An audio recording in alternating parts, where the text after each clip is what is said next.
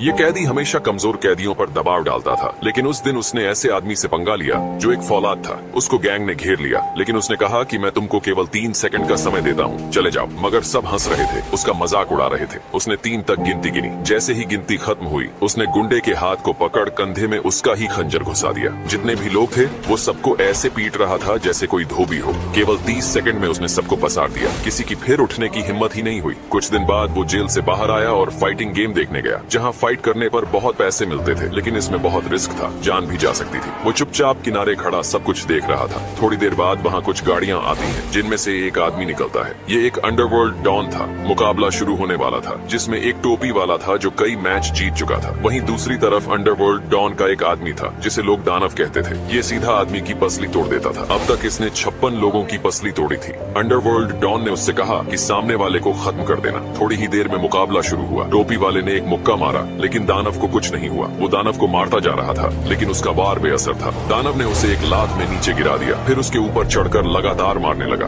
उसकी भी पसली टूट गई। दानव इस फाइट को जीत गया था। अंडरवर्ल्ड डॉन को उस आदमी ने पैसे दिए जिसका आदमी हार गया था। आदमी टेंशन में कार के अंदर बैठा, तभी पीछे वाली सीट पर वही आदमी दिखा जो जेल से छूटा था। उसने कहा कि मुझे भी फाइट करनी है और मैं जीत गया तो 60% मैं रखूंगा। लेकिन फाइट कराने वाले ने कहा, ये कोई बच्चों की फाइट नहीं है और वैसे भी तुमको कोई एक मुक्के में नीचे गिरा देगा। लेकिन कैदी ने उसे पैसों का लालच दिया, जिस वजह से वो मान गया। आदमी कैदी को अंडरवर्ल्ड डॉन के पास लेकर गया कि वो दानव से लड़ेगा, लेकिन डॉन ने उसका मजाक उड़ाया और कहा कि पहले छोटे फाइटर से लड़ लो, तुम्हारे बस का नहीं है।